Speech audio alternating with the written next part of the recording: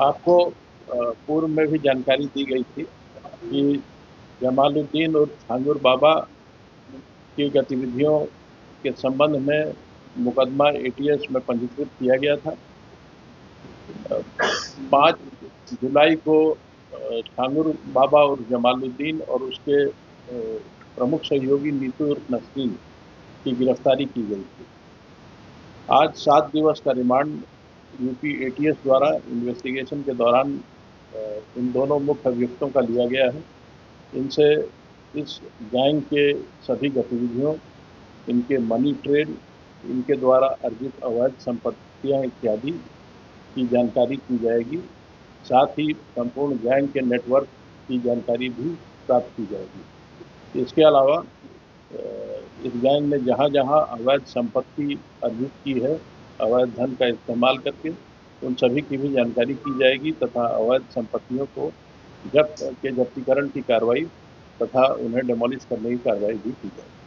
Sir, क्या अभी तक जितनी भी आगे पहले जांच पड़ताल हुई है, क्या इस बात की कोई जानकारी अब तक कितने लोगों का अवैध कराया होगा, कितनी महिलाएं? इस संबंध में अभी कोई गैस करना उचित नहीं है, क्योंकि एटीएस इस पूरे प्रकरण की विस्तृत जानकारी कर रही है, इसमें गहन विवेचना कर रही है। लेकिन ये बात इस बात की जानकारी हुई है कि लगभग 15 वर्षों से यह गैंग वहाँ कार्य कर रहा था और इस दौरान इसने काफ़ी बड़ी संख्या में धर्मांतरण कराया। सर, जो एफआईआर एटीएस की है उसमें जमालुद्दीन के भतीजे का भी नाम है, सफेद का, और इसका भांजा है शहाबुद्दीन, एक नाम की इस्लाम भी है। 9 नामजद आरोपी, मात्र 4 गिरफ्तार, 5 की गिरफ्तारी। इस प्रकरण में जब प्रत्येक मुलजिम के विरुद्ध साक्ष्य संकलन की कार्रवाई पूरी हो जाती है, उसके बाद ही गिरफ्तारी की जाती है।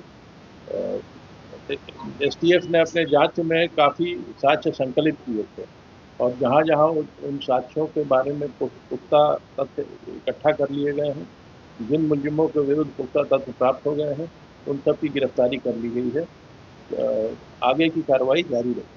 सर, एक मोहम्मद अहमद का नाम है जो पूना में बैठा हुआ है, यहाँ कुछ लोग उसको राइट हैंड में बताते हैं, लेकिन अब उसका बयान आ रहा है, वो खुद अपने आप को पीड़ी बता रहा है, ये बता रहा है कि छांगुर बाबा का अंसारी से भी कनेक्शन है। छांगुर बाबा के सारे कनेक्शंस की जांच की जा रही है।